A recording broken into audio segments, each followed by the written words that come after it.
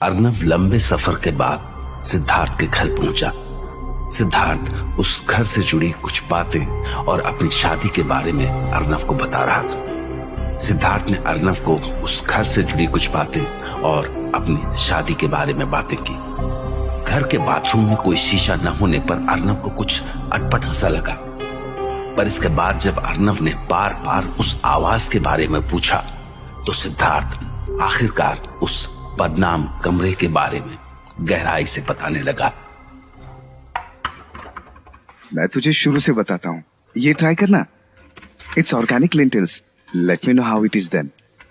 सो जब ये घर मैंने वर्षा और अपने लिए खरीदा तब मुझे पता चला कि पिछले 20 सालों में हर बार जब भी ये घर बिकने के लिए तैयार होता था, इसको खरीदने वाला कुछ ही दिन में किसी न किसी वजह से अपना मन बदल लेते थे और ये घर फिर से बिकने के लिए तैयार मिलता था।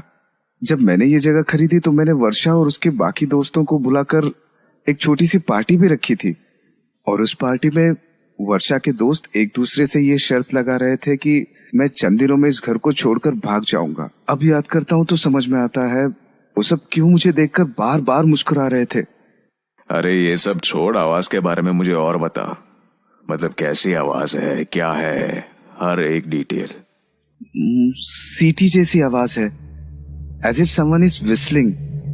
पता नहीं यार, कुछ भी श्योरिटी से नहीं कह सकता। आवाज अजीब तो डेफिनेटली है, and it changes and even fluctuates. I think it's that room. सबको वही लगता है, पर देन समटाइम्स आई फील उस रूम के बाहर से आ रही है, क्योंकि रूम में तो कुछ भी सामान नहीं है। रूम में ऐसा कुछ है ही नहीं कि किसी भी तरीके से कुछ भी ऐसी आवाज निकल सके। These few days have been very tiring, Arnav.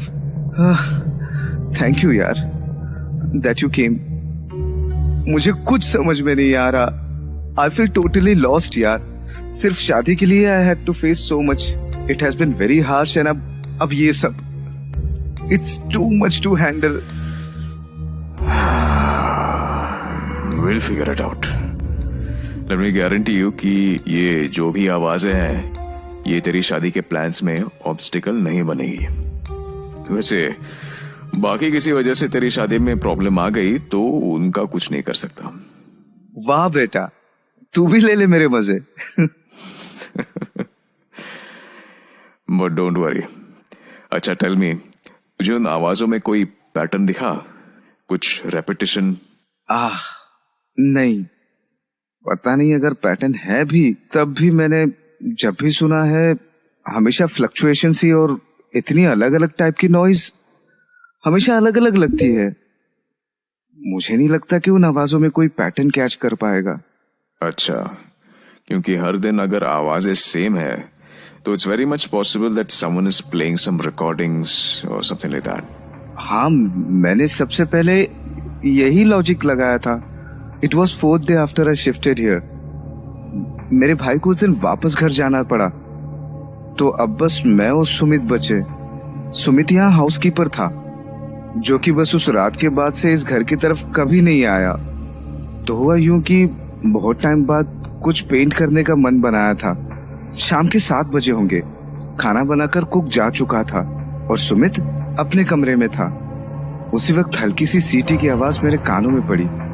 मुझे लगा सन्नाटे की वजह से मेरे कान बज रहे हैं। मैंने कुछ गुनगुनाना शुरू कर दिया और अपनी पेंटिंग में ध्यान लगाने लगा। तभी सुमित तेजी से मेरे कमरे में आ गया और कहा, सर ये आवाज। मेरा ध्यान आवाज पर गया। अब सीटी की आवाज एकदम साफ साफ सुनाई दे रही थी और वो रुक ही नहीं रही थी। ये बात मुझे सबसे अजीब लगी। हमने घर में थोड़ा छानने खोजने की कोशिश की तो पता लगा सबसे ज्यादा आवाज तो उस कमरे के आसपास से ही आ रही थी। तब सुमित के चेहरे पर साफ साफ वो डर दिखने लगा था और मुझे पता था कि ज्यादा दिन अब सुमित यहाँ नहीं रहेगा। पर ये मेरे लिए भी एक झटका था कि वो अगली सुबह ही यहाँ से निकल गया। तब से तो यहाँ वो आवाज हर रोज सुनाई देती है, किसी दिन बहुत धीमी और किसी दिन इतनी ज्यादा कि कान के पर्दे ही फट जाए। अरे ये सब बाद में करते हैं, तू बता, तू और दाल लेगा ना? अरे नहीं, मेरा पेट भर गया है। कैसा लगा खाना? How was the dal? Dal was really nice. खाना सारा अच्छा ही बनाया हुआ है। मैं वैसे कभी इतना तीखा खाना खाता नहीं, पर आज खाने का तो कोई जवाब ही नहीं। तो जब आवाज आती है उस सीटी की धुन किसी सुना तुमने?